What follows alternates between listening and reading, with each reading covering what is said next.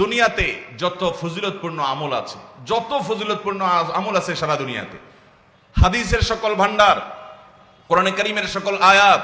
এই সবগুলো অ্যানালাইসিস করলে সবচাইতে ফজিলতপূর্ণ যে আমল, যে আমলের সওয়াব সবচাইতে বিপুল পরিমাণে, সে আমলটি মসজিদ সংশ্লিষ্ট, মসজিদের সাথে সম্পর্কিত, আমরা অনেকেই জানি না। নবী করিম সাল্লাল্লাহু আলাইহি সাল্লাম বলেছেন,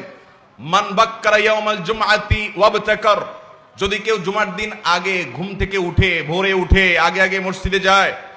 ওয়াগাসসালা ওয়াগতাসাল, সে উত্তম রূপে গোসল করে, ওয়ামাশা ইলাল মসজিদে, এবং মসজিদে পায়ে হেঁটে যায়, ওয়ালাম ইয়ারকাব, কোনো বাহনে চড়ে না,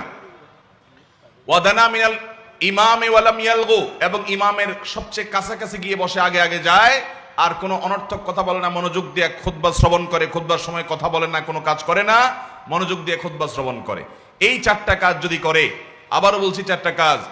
মান গাসসালা ইয়াউমাল মান বাক্কারা ইয়াউমাল জুমআতি ওয়াবতাকার, জুমার দিন যে আগে আগে উঠে, ভোরে উঠে এবং আগে আগে মসজিদে যায়, ফজর জামাতের সাথে পড়ে, জুমা আগে পড়ে আগে যায়,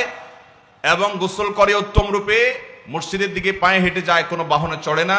আর ইমামের কাছাকাছি যেয়ে বসে, কোনো অনর্থক কাজ করে না, এই চারটি কাজ যদি কোনো মানুষ করে, নবী করিম সাল্লাল্লাহু আলাইহি সাল্লাম বলেছেন, তাকে ওই যে মসজিদের দিকে পায়ে হেঁটে আসলো, সে প্রত্যেক কদমের বিনিময়ে, যতগুলো পা ফেললো সে, প্রতি পায়ের বিনিময়ে, প্রতি কদমের বিনিময়ে 1 বছর রাত জেগে তাহাজ্জুদ পড়া এবং দিনে রোজা রাখার সওয়াব আল্লাহ তাআলা দান করবেন, শুধু এক কদমের কারণে। তাহলে আপনার বাড়ি থেকে যদি 100 কদম মসজিদের দূরত্ব হয়, তাহলে আপনি এই চারটা শর্ত পূরণ করলে আল্লাহ রাব্বুল আলামিন আপনাকে 100 বছর ইবাদত, রাত জেগে ইবাদত, দিনে নফল রোজা রাখার সওয়াব দিবেন, যেটি আমাদের দ্বারা কোনোদিনই পালন করা সম্ভব নয়।